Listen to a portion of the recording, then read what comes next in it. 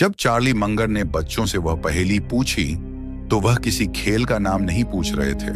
वह असल में यह देख रहे थे कि कौन दिमाग को ऑटो मोड पर चलाता है और कौन ब्रेक लगाकर सोचने का तरीका बदल सकता है। सवाल सुनते ही ज्यादातर दिमाग रेस में लग गए, टेनिस, बॉक्सिंग, चेस, क्योंकि दिमाग को आदत होती है जल्दी जवाब देने की, सही जवाब देने की नहीं। यही हमारी रोजमर्रा की सबसे बड़ी समस्या है। हम जवाब चाहते हैं, समझ नहीं। लेकिन एक बच्चा रुका, उसने जवाब नहीं दिया, उसने सवाल बदला, उसने पूछा कौन सा हो ही नहीं सकता, और वहीं से पूरा खेल उलट गया। उसने फिजिकल स्पोर्ट्स हटाए क्योंकि उम्र शरीर को कमजोर करती है। उसने हाई मेमोरी और हाई स्पीड गेम्स हटाए क्योंकि उम्र दिमाग की रिफ्लेक्स स्पीड कम करती है। एलिमिनेशन के बाद जो बचा वही सच था, चेकर्स। ये कोई ट्रिक नहीं थी, यह इन्वर्जन थिंकिंग थी, और यही वो पॉइंट है जहां ज्यादातर लोग कभी पहुंच ही नहीं पाते। यहीं से मेंटल मॉडल्स की असली ताकत शुरू होती है। इंसान हर दिन हजारों फैसले लेता है, छोटे बड़े, दिखने में बेकार लेकिन असर में बहुत भारी। क्या खाना है, किससे बात करनी है, किस ट्रेड में घुसना है, किस मौके को टालना है। समस्या यह नहीं कि हमारे पास जानकारी कम है, समस्या यह है कि हमारे पास सोचने का सिस्टम नहीं है। इसी वजह से ज्यादातर फैसले इमोशन, आदत और भीड़ से आते हैं, और फिर वही रिजल्ट आता है जो सबको मिलता है। ट्रेडिंग में देखो, लॉस के बाद बदला लेने वाला ट्रेड, प्रॉफिट के बाद ओवर कॉन्फिडेंस और फिर एक बड़ा झटका। करियर में देखो, सिक्योर जॉब का भ्रम, सीखना बंद और अचानक रिलेवेंस खत्म। रिलेशनशिप में देखो, मान लेना कि सब अपने आप चलता रहेगा और फिर एक दिन सब टूट जाता है। यह सब इसलिए नहीं होता कि लोग बेवकूफ हैं, यह इसलिए होता है क्योंकि वे सोचने के टूल्स यूज नहीं करते। अब फर्स्ट प्रिंसिपल्स को समझो। एलन मस्क ने यह नहीं पूछा कि रॉकेट पहले से इतने महंगे क्यों हैं, उसने पूछा रॉकेट असल में बने किससे हैं। उसने प्रॉब्लम को तोड़ा, मटेरियल, एनर्जी, लेबर, प्रोसेस, और फिर सब कुछ जीरो से रीडिजाइन किया। यही फर्स्ट प्रिंसिपल्स है। जो है उसे मत मानो, जो सच है उसे खोजो। अब यही मॉडल अपनी लाइफ पर लगाओ। मान लो तुम खुद को आलसी कहते हो। फर्स्ट प्रिंसिपल्स पूछता है आलस है क्या, जवाब मिलेगा एनर्जी की कमी।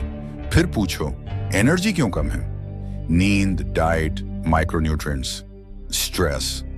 अचानक मैं आलसी हूं से मेरे सिस्टम में प्रॉब्लम है पर आ जाओगे, और सिस्टम की प्रॉब्लम का समाधान होता है, कैरेक्टर की प्रॉब्लम का नहीं।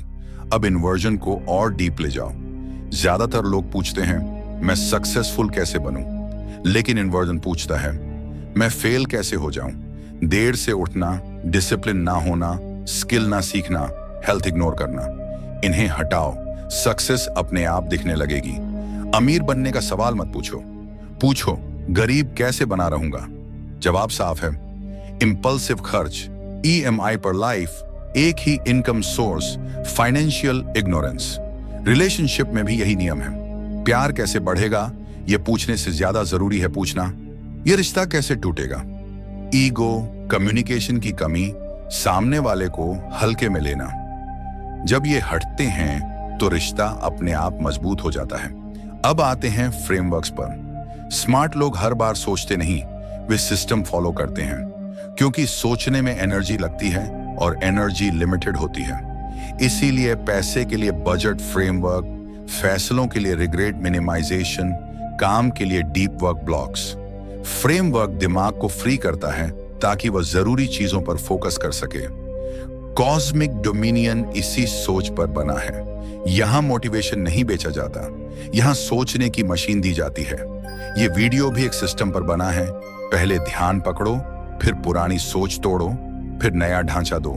अब मार्जिन ऑफ सेफ्टी पर आओ।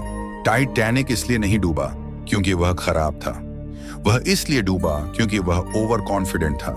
मार्जिन ऑफ सेफ्टी मतलब बफर। ट्रेडिंग में स्टॉप लॉस, करियर में मल्टी स्किल, लाइफ में सेविंग्स। जो लोग कहते हैं सब ठीक रहेगा, वही सबसे पहले टूटते हैं। चार्ली मंगर का एक सिंपल नियम था, पहले यह तय करो कि कैसे नहीं मरना है। ट्रेडिंग में, करियर में, हेल्थ में। बच गए तो आगे बढ़ना अपने आप हो जाएगा। अब सेकंड ऑर्डर थिंकिंग। पहला असर सबको दिखता है, दूसरा असर सिर्फ सोचने वालों को, तीसरा असर सिर्फ धैर्य वालों को। फ्री चीजें पहले अच्छी लगती हैं, फिर महंगी पड़ती हैं। जल्दी प्रॉफिट पहले अच्छा लगता है, फिर अकाउंट साफ करता है। स्मार्ट लोग शॉर्ट टर्म खुशी नहीं, लॉन्ग टर्म कंट्रोल चुनते हैं। अब आखिर में बिल्कुल साफ, अब तुम्हें क्या करना है? हर बड़े फैसले में फर्स्ट प्रिंसिपल्स लगाओ। इन्वर्जन से गलत चीजें काटो। हर एरिया में मार्जिन ऑफ सेफ्टी बनाओ। सेकंड और थर्ड ऑर्डर तक सोचो। अब तक तुमने देखा कि कैसे inversion, first principles, margin of safety और सेकंड ऑर्डर थिंकिंग दिमाग को रिवायर करते हैं। लेकिन यहां एक और लेयर है जहां ज्यादातर लोग पूरी तरह फेल हो जाते हैं। यही वह जगह है जहां लोग सही काम करके भी हार जाते हैं और गलत काम करके भी जीत जाते हैं, और यहीं से कंफ्यूजन शुरू होता है। इस लेयर का नाम है प्रोबेबिलिस्टिक थिंकिंग।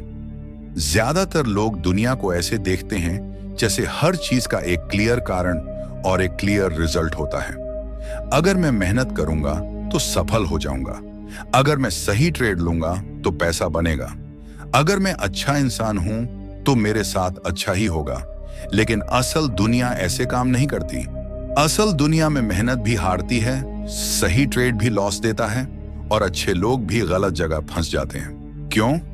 क्योंकि दुनिया सर्टेनिटी पर नहीं, प्रोबेबिलिटी पर चलती है। ये बात समझ लो, कोई भी एक फैसला तुम्हें अमीर या गरीब नहीं बनाता। कोई भी एक ट्रेड तुम्हें प्रो या फेलियर नहीं बनाता। कोई भी एक दिन तुम्हारी जिंदगी तय नहीं करता। रिजल्ट हमेशा डिस्ट्रीब्यूशन में आते हैं, सिंगल पॉइंट में नहीं। लेकिन दिमाग को यह पसंद नहीं। दिमाग कहता है यह हुआ इसलिए यह हुआ। यही सबसे खतरनाक झूठ है। मान लो दो ट्रेडर्स हैं, एक ने बिल्कुल सही प्रोसेस फॉलो किया फिर भी ट्रेड लॉस में गया, दूसरे ने बिना प्लान जुआ खेला और पैसा बन गया। अब दिमाग क्या सीखेगा? गलत सबक। यहीं से लोग सोचते हैं कि वे स्मार्ट हैं, जबकि वे बस लकी थे, और यही लकी लोग सबसे ज्यादा नुकसान करते हैं क्योंकि वे अपनी किस्मत को स्किल समझ बैठते हैं। चार्ली मंगर बार बार कहते थे, अगर तुम यह नहीं समझ पाए कि रिजल्ट में कितना हिस्सा लक का है तो तुम कभी अपने फैसलों को सही तरीके से जज नहीं कर पाओगे। प्रोबेबिलिस्टिक थिंकिंग का पहला नियम है, हर फैसला एक बेट है। कोई भी फैसला 100% सही या गलत नहीं होता। हर फैसला एक संभावना है, कुछ जीत की, कुछ हार की। स्मार्ट लोग यह नहीं पूछते कि यह सही है या नहीं, वे पूछते हैं लॉन्ग टर्म में यह बेट मेरे फेवर में है या नहीं। कैसीनो को देखो, एक हाथ में कैसीनो भी हारता है, दो हाथ में भी, लेकिन लाखों हाथों में कैसीनो हमेशा जीतता है। क्यों? क्योंकि उसका एडवांटेज छोटा है लेकिन कंसिस्टेंट है। यही सोच ट्रेडिंग में, बिजनेस में और लाइफ में लगती है। ज्यादातर लोग एक ही बेट को सब कुछ बना लेते हैं, एक ट्रेड, एक स्टार्टअप, एक रिलेशनशिप, एक मौका, और जब वह फेल होता है तो वे टूट जाते हैं। स्मार्ट लोग जानते हैं यह एक हाथ था, पूरी गेम नहीं। अब यहां एक खतरनाक भ्रम आता है, आउटकम बायस। आउटकम बायस मतलब हम किसी फैसले को उसके रिजल्ट से जज करते हैं, उसके प्रोसेस से नहीं। अगर रिजल्ट अच्छा है तो फैसला अच्छा था, अगर रिजल्ट खराब है तो फैसला गलत था। यह सोच पूरी तरह गलत है। एक अच्छा फैसला भी खराब रिजल्ट दे सकता है, एक खराब फैसला भी अच्छा रिजल्ट दे सकता है। अगर तुम हर बार रिजल्ट देखकर खुद को शाबाशी या सजा देते हो तो तुम अपने दिमाग को गलत ट्रेन कर रहे हो।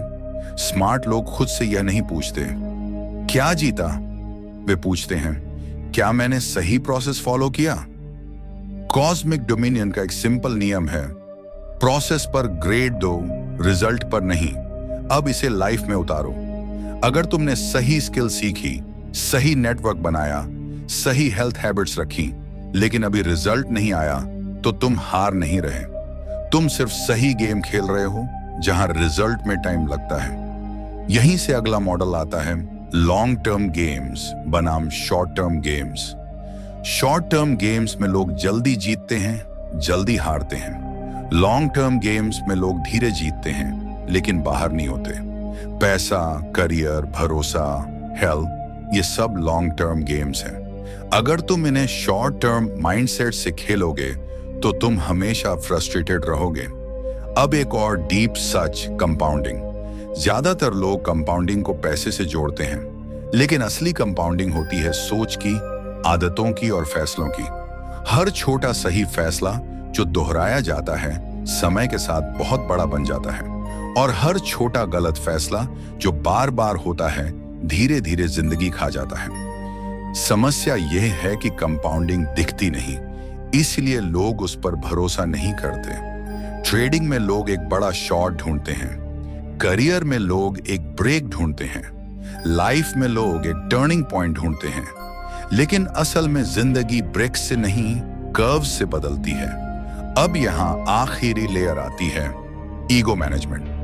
जितना ज्यादा तुम सीखते हो उतना ज्यादा तुम्हें यह मानना पड़ता है कि तुम गलत हो सकते हो, लेकिन दिमाग को यह पसंद नहीं।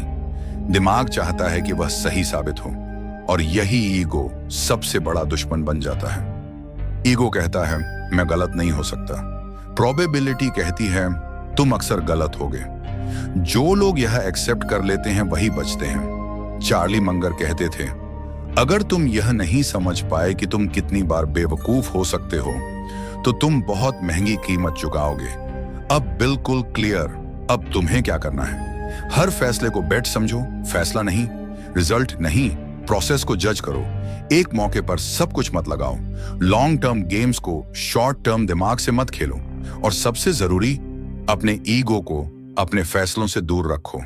अगर तुमने यह कर लिया तो तुम ज्यादातर लोगों से ज्यादा सही नहीं हो जाओगे, तुम बस ज्यादातर लोगों से कम गलत हो जाओगे। और लॉन्ग टर्म में यही फर्क सब कुछ बदल देता है। यही कॉस्मिक डोमिनियन है, शोर से जीतना नहीं, संभावनाओं में जीना।